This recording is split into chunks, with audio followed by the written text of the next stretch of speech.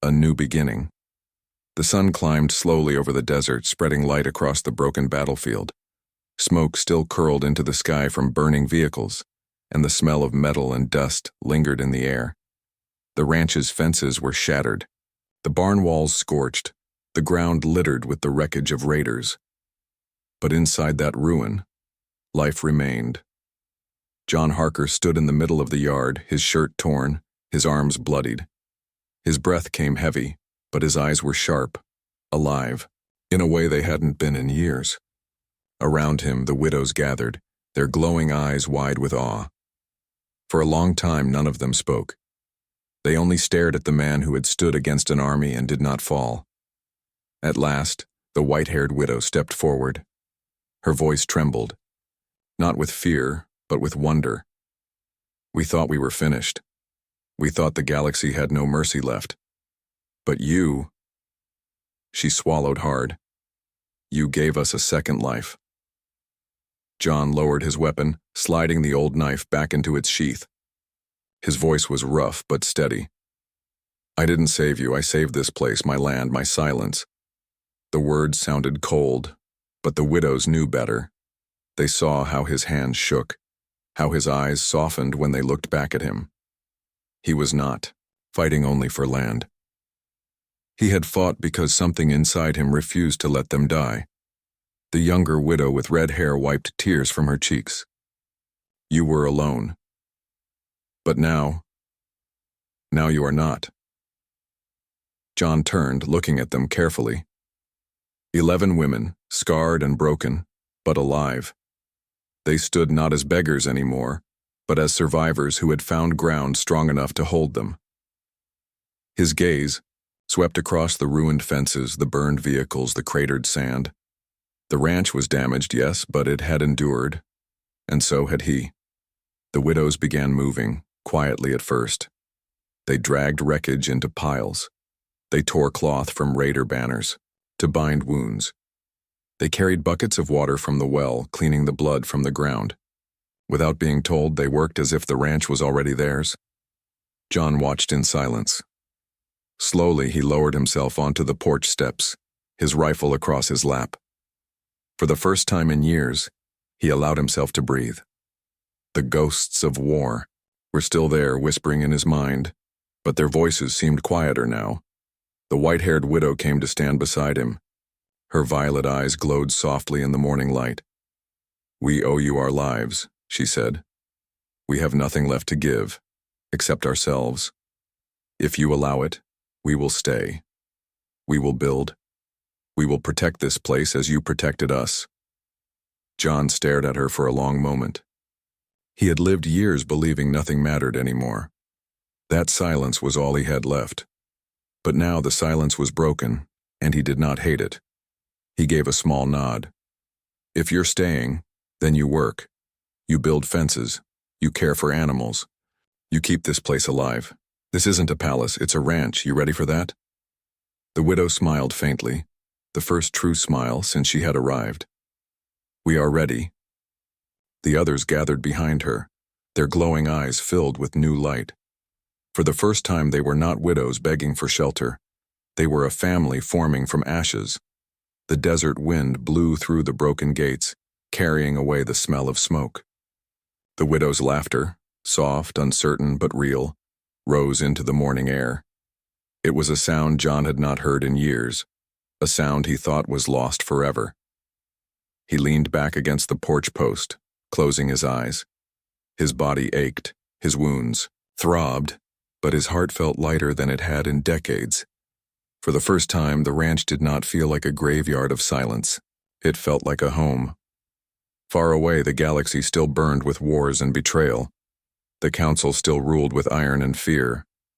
But here, in this small corner of desert, something different had begun. A soldier who had sworn to live alone now had voices around him again. 11 widows who had lost everything had found someone who made them believe in life. And together, on this scarred ranch, they would build a future no empire could erase. John opened his eyes and looked at the widows as they worked, laughter mixing with the morning wind. For the first time in years, he spoke words that were not for war, not for survival, but for life. "Welcome home," he said softly. "Enemies at the gate." The first light of dawn crept over the desert, painting the sands in gold and blood red. The widows gathered quietly near the barn, their glowing eyes heavy with fear. None of them had slept. All night they had listened to the hum of distant engines, the shadows moving across the horizon. John Harker stood by the gate, rifle across his chest, his old soldier's body stiff and ready.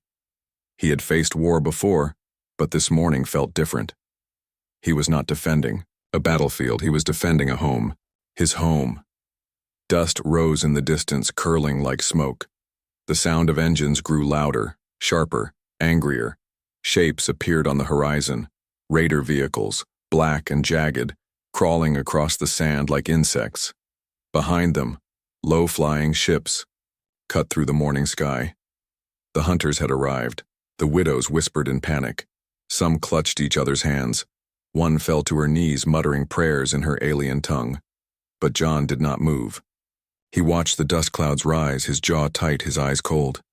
"They're coming," he said simply. The white-haired widow stepped forward, her voice trembling. "We can help.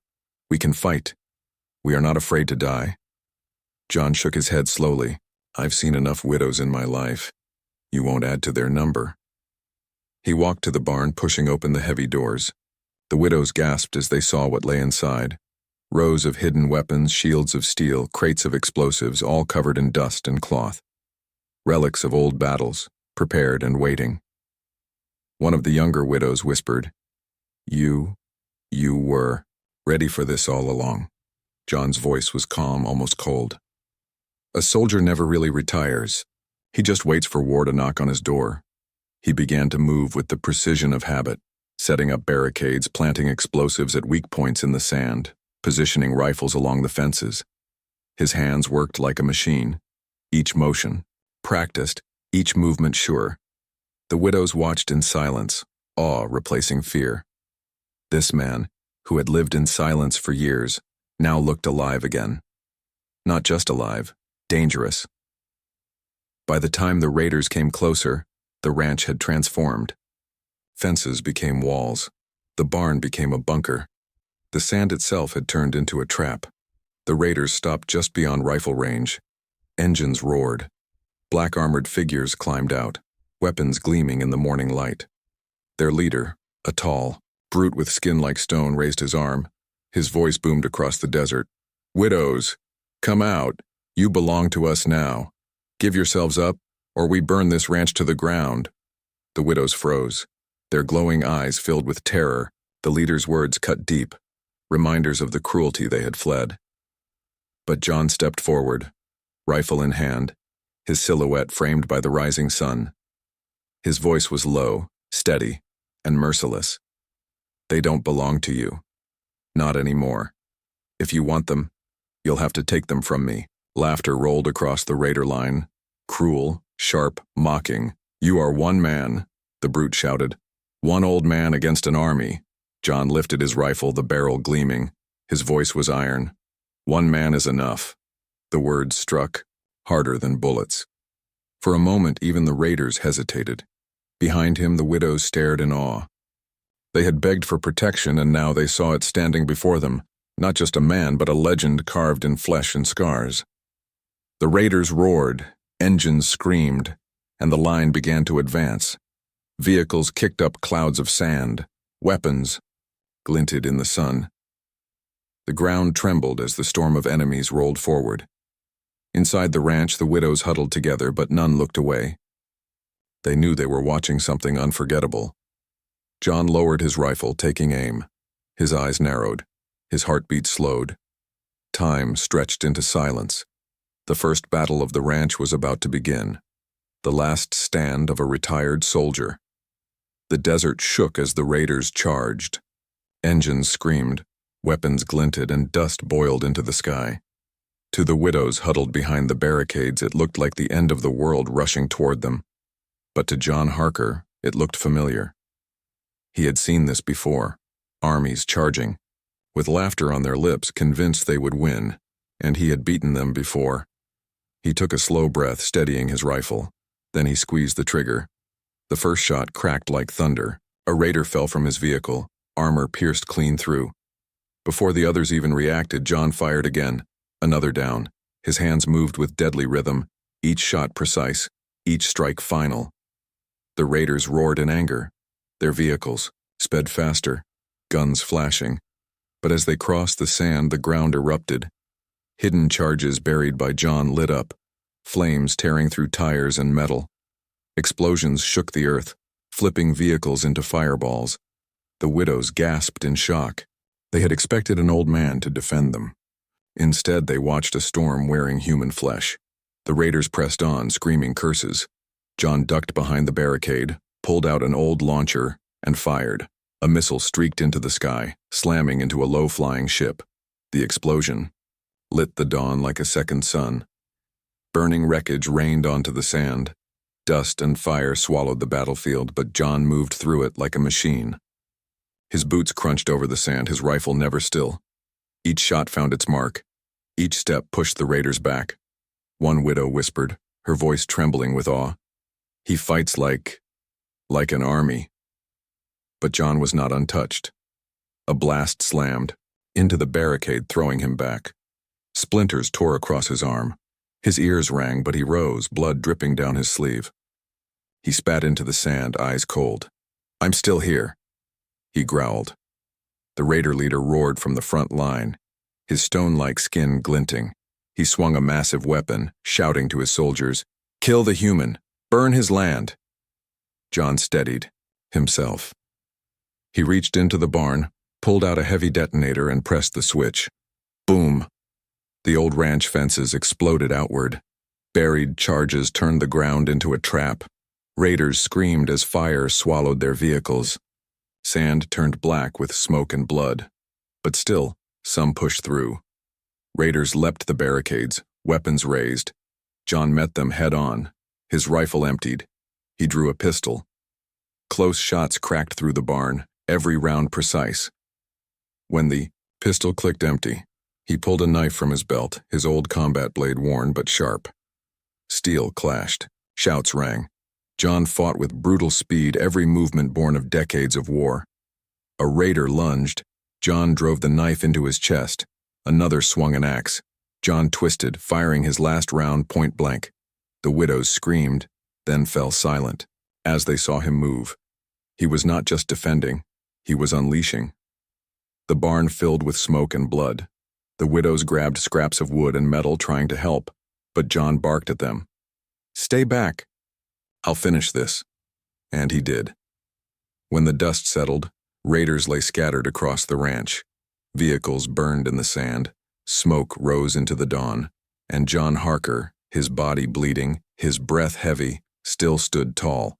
The raider leader, wounded, but alive, dragged himself forward. His stone-skinned face twisted in rage. "You can't stop us all. You are only one man." John raised his bloodied knife, his eyes burning with fire. "One man is enough." He threw the blade. It struck, true bearing deep in the raider's chest. The leader fell, the fight over. The ranch was silent again, except for the crackle of flames and the ragged breathing of survivors. The widows stepped forward slowly, their glowing eyes wide with shock. They had seen armies fight. They had seen worlds burn. But never had they seen one human turn death itself into a weapon. The white-haired widow whispered, her voice breaking. "You saved us. Alone." John wiped blood from his face. His voice was quiet, heavy with the weight of truth. "Not alone. I had something worth fighting for again." The widows lowered their heads, tears glimmering. For the first time since their losses, they felt protected, not by walls or armies, but by one scarred human who refused to fall. Ghosts of war. The ranch was quiet again, but it was no longer the same silence. The old wooden house and the dry fences now carried new sounds, soft voices, the shuffle of bare feet on sand, the whisper of 11 women who had nowhere else to go. John Harker watched them carefully as they entered his world. The widows moved with hesitation, their glowing eyes scanning every corner of the ranch. Some looked afraid to touch anything, as if his land might reject them. Others sank to the ground in exhaustion, their bodies trembling from the long journey. John leaned against the fence, his rifle still in his hands. His soldier's eyes saw more than tired women. He saw scars. One widow's arm was wrapped in rough cloth, blood seeping through. Another's leg dragged as she walked, the limp sharp and painful. A third had burns across her back, marks that no desert sun could make. They were not just wanderers. They were survivors of war, and war left ghosts. As the widows settled near the barn, John's mind drifted back, unwanted but unstoppable. He remembered Titan's Gate, where the skies had burned red for 3 days. He remembered the screams of human soldiers as fleets fell apart. He remembered the smell of smoke and iron when Earth's colonies were reduced to rubble.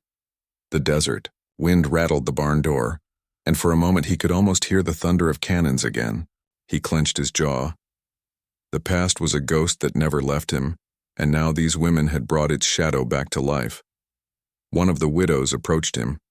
She was tall, with hair the color of midnight and eyes that glowed pale blue.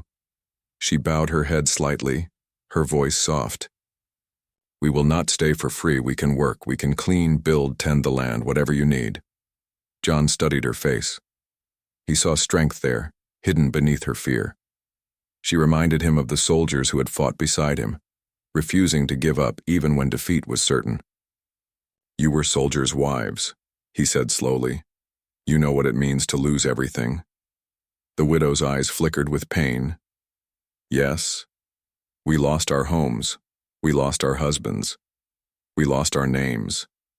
The council says we are nothing now." Her words struck deep. John had heard the same lies whispered to human survivors after Earth was abandoned. Worthless, forgotten, better erased.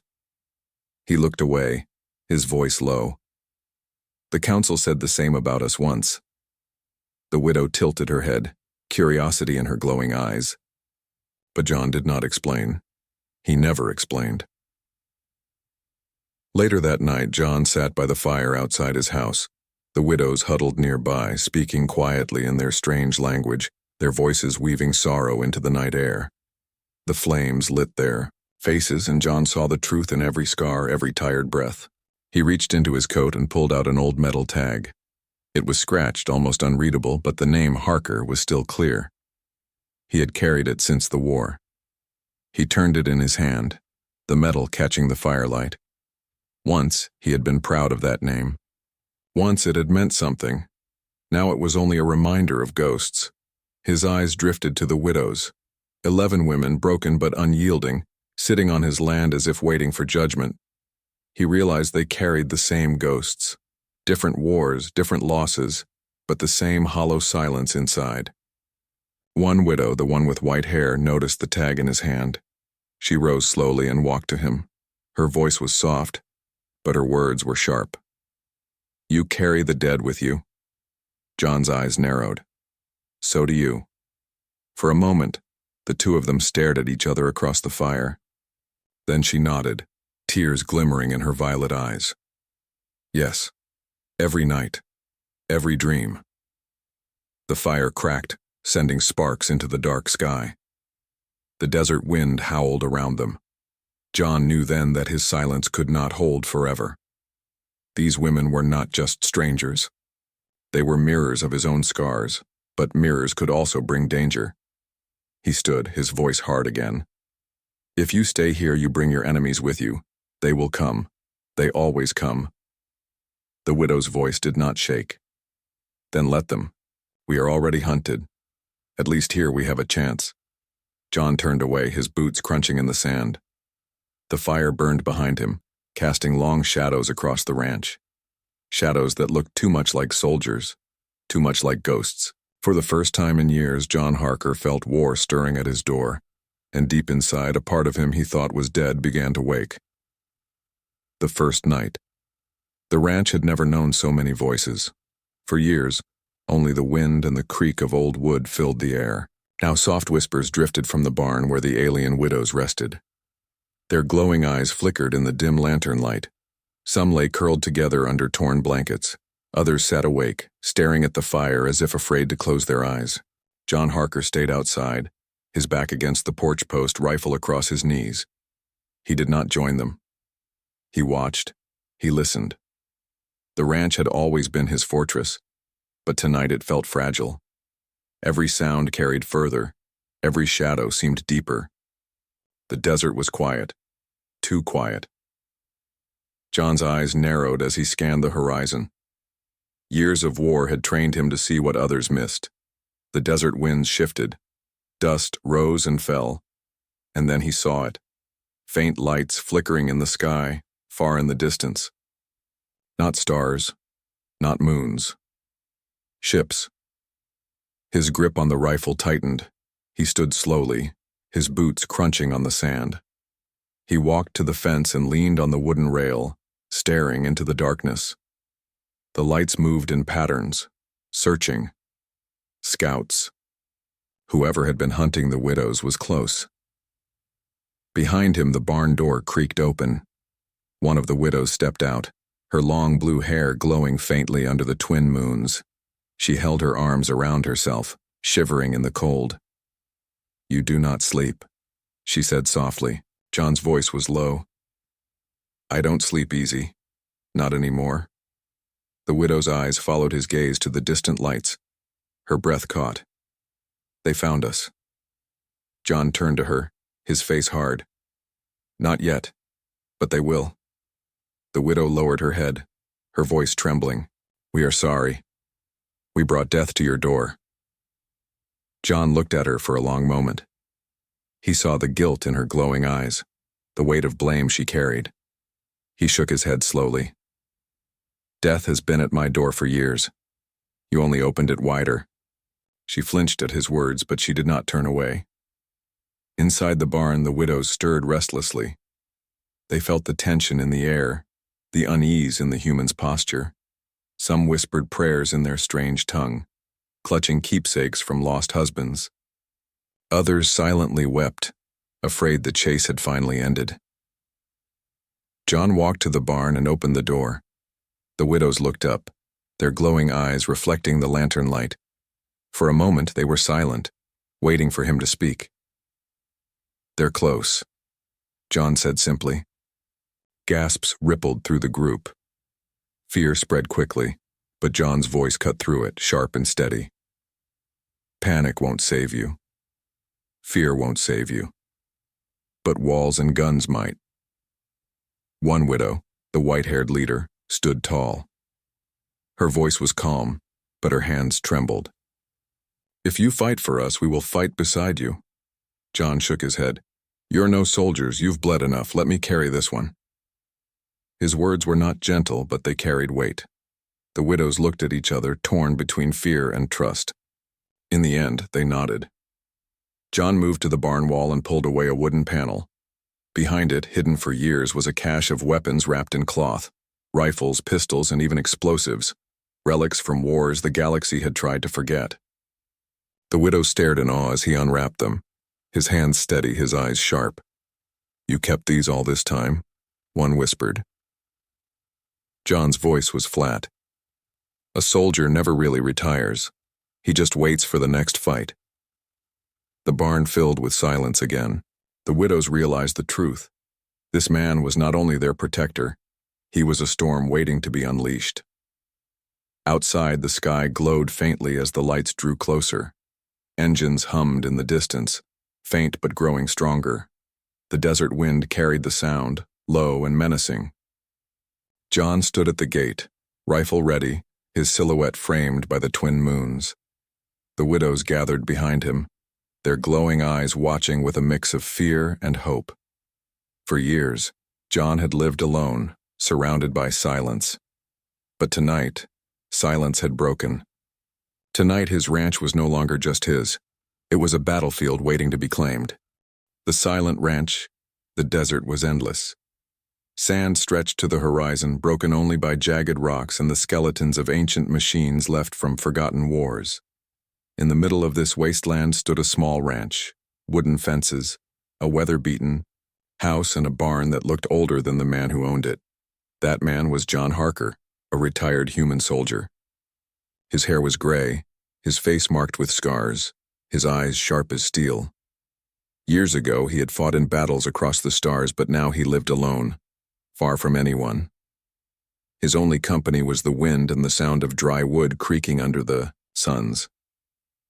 Every morning, John woke before dawn. He brewed bitter coffee, repaired broken fences, and fed the few animals that still survived in the harsh desert. The routine was simple, and he liked it that way. No soldiers, no councils, no wars. Just silence. But silence can be heavy. At night, when the desert winds howled through the broken fences, John sometimes dreamed of the past. He saw burning skies, human fleets falling, and faces of soldiers who never came home.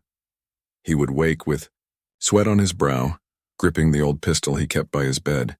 Then he would sit by the window watching the stars, reminding himself that he had left that life behind, or so he thought. One evening, while repairing a broken gate at the edge of his ranch, John felt something strange. The desert was never kind, but it was predictable. The winds blew in the same way. The stars came out in the same order. That night, however, he heard something unusual. Voices. At first, he thought it was the wind.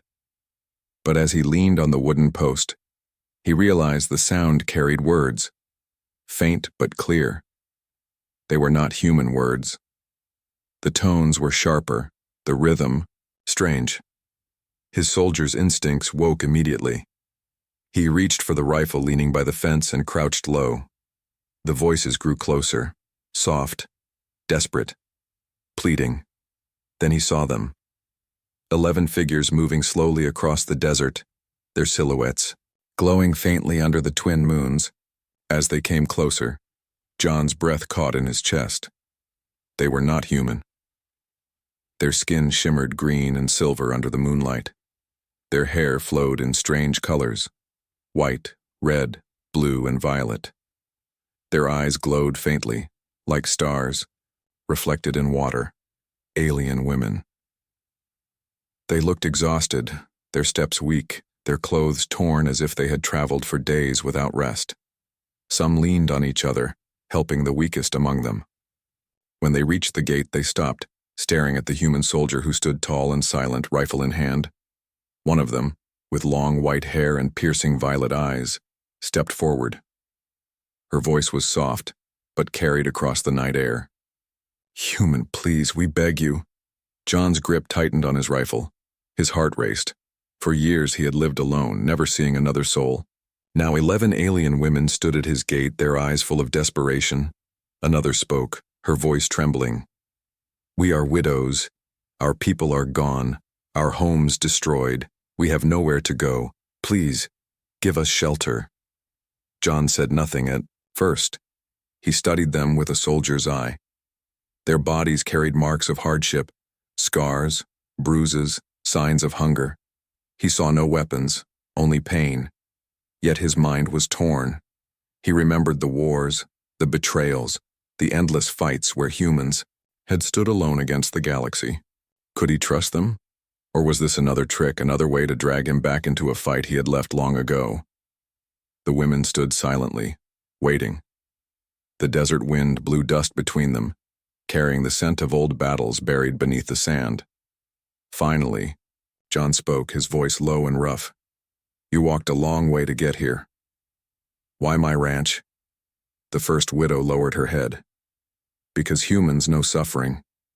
Because humans fight when all others give up. We heard of you, soldier. The one who survived when no one else did.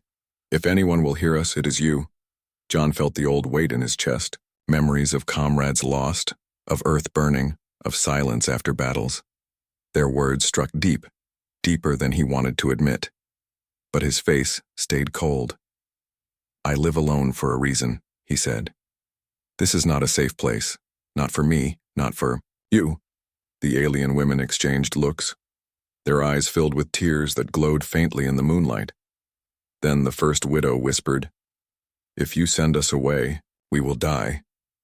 John stood frozen. The desert was silent again, but not peaceful. It was heavy, like the pause before a storm. 11 widows stood at his gate, and for the first time in years, John realized his silence would not last. Something had returned to his ranch. Something he thought he had left behind. The war. The plea for shelter. The night air was cold. The desert winds blew across the ranch, carrying dust that shimmered faintly under the moons. John Harker stood silent at his gate, rifle in hand, staring at the 11 alien women before him. Their glowing eyes reflected the starlight, their tired bodies leaning against the old wooden posts. They waited for his answer. The widow with white hair stepped forward again.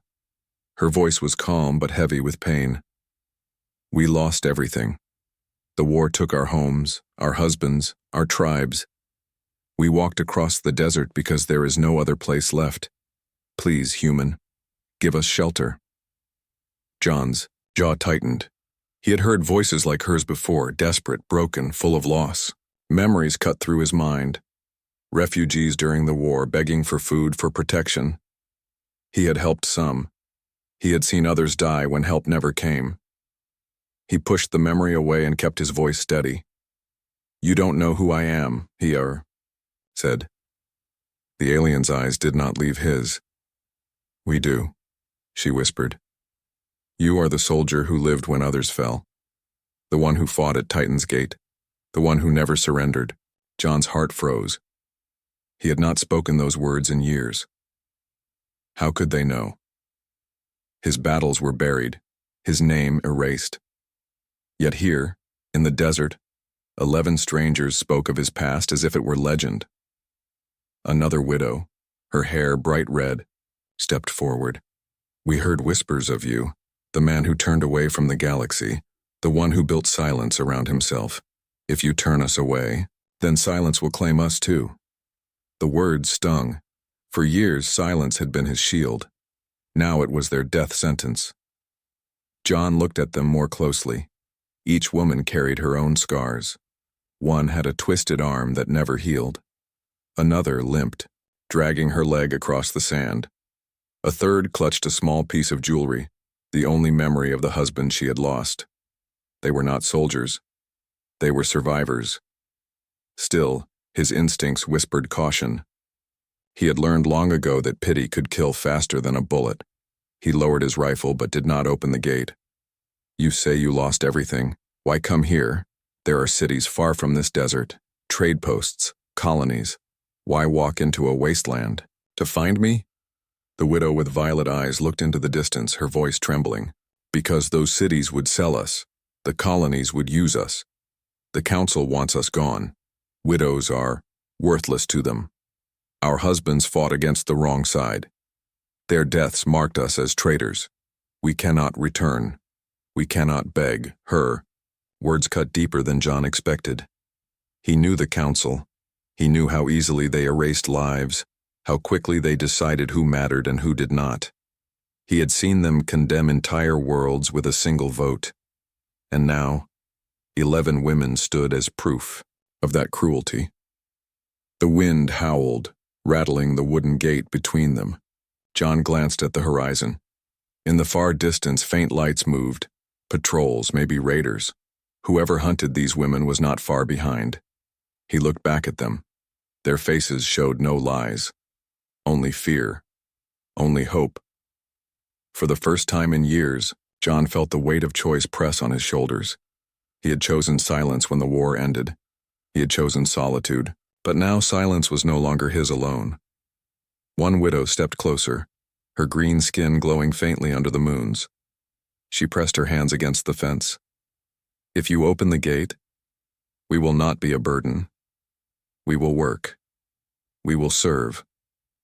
We will do whatever is needed. Only, please let us live." The words echoed in John's chest. He saw the trembling of her hands, the tears gathering in her glowing eyes. They were not soldiers, but they carried the courage to ask for life even when death stood close behind. John turned away, pacing slowly across the sand. His boots crunched softly with each step. He thought of the barn filled with old weapons, the house filled with memories of battles he could never forget. He thought of the silence he had built, and how easily it could be broken by a single choice. The widows waited. None moved. None spoke again. Finally, John stopped. His voice was low, almost a growl. "If I open this gate, your enemies will come here. They will find you. And when they do, I will have no choice but to fight again. You understand what that means?" The white-haired widow lifted her chin, her voice steady despite her tears. "We understand. We do not ask you to fight for us, we only ask for a chance to live." For a long time, John said nothing. The desert seemed to hold its breath. Then, with a slow, deliberate motion, he reached out and unlatched the gate. The wooden bars creaked as they swung open. The widows stared in disbelief. One by one, they stepped forward, crossing the threshold onto his ranch. Their glowing eyes softened with relief, their weary shoulders dropping as if the weight of the galaxy had lifted slightly. John stood tall, his rifle resting against his side. His face showed no emotion, but inside he felt the silence breaking apart. The war he had left behind was stirring again, and 11 strangers had carried it to his door. As the gate closed behind them, John knew life on his ranch would never be the same.